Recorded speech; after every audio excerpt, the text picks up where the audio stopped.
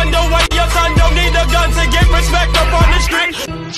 I am the wonder why your son don't need a gun to get respect up on the street.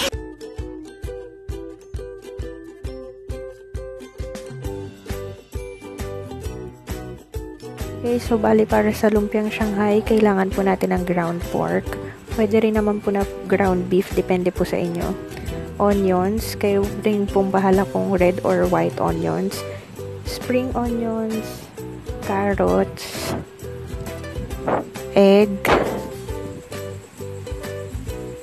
Then, nag-add din po ako ng kimchi. Optional lang po yan. Kayo pong bahala.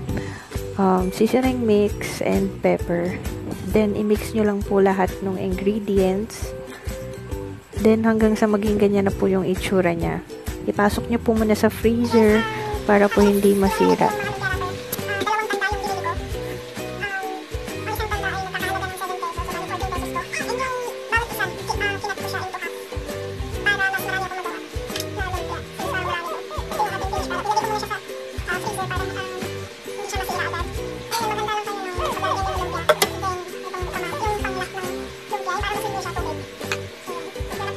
After i-wrap yung mga lumpiang Shanghai, magiging ganyan na yung itsura niya, guys. Don't worry if hindi sila perfect tingnan kasi ipa-fry lang din naman natin sila.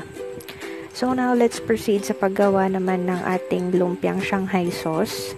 And dalawa lang yung pinaka-main na ingredients sa paggawa ng masarap na lumpiang Shanghai sauce. Bali, kailangan lang natin ng suka and ng asukal. So, bali guys, tutunawin nyo lang yung asukal sa suka. Continuous nyo lang yung paghalo niya under low heat. And optional lang din naman kung gusto nyo na mag-thicken yung sauce. Pwede rin kayo mag-add ng cornstarch. Pero makukuha nyo rin naman yung ganong consistency if continuous nyo lang yung paghalo nyo under low heat. Then, pwede rin kayo mag-add ng pepper or ng sili kung gusto nyo na may spice ng konti. Pwede rin kayo mag-add ng asin or ng seasoning mix kung gusto nyo na hindi lang tamis yung nandun sa sauce. So, ayan guys, bali, ayan na yung finished product ng lumpiang Shanghai sauce. So, now, let's proceed naman sa pag-fry ng ating lumpia. So, ayan guys, bali, galing yan sa freezer. Kasi para hindi masira agad yung meat na nasa lumpiang Shanghai. And mas okay siyang i-fry in their frozen state kasi mas crispy sila. And huwag niyong kaliputang takpan yung pan ninyo kasi minsan tumatalsik bigla yung mantika. And another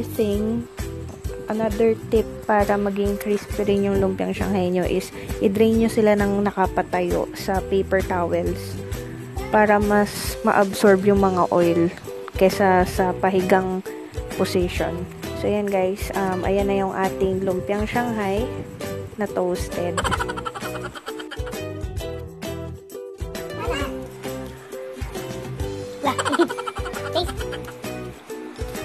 Hindi na mainit. Wow, ihip pa. Hip.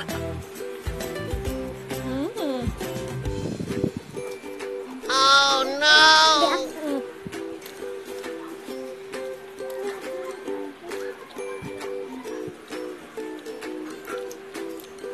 Oh, hip na.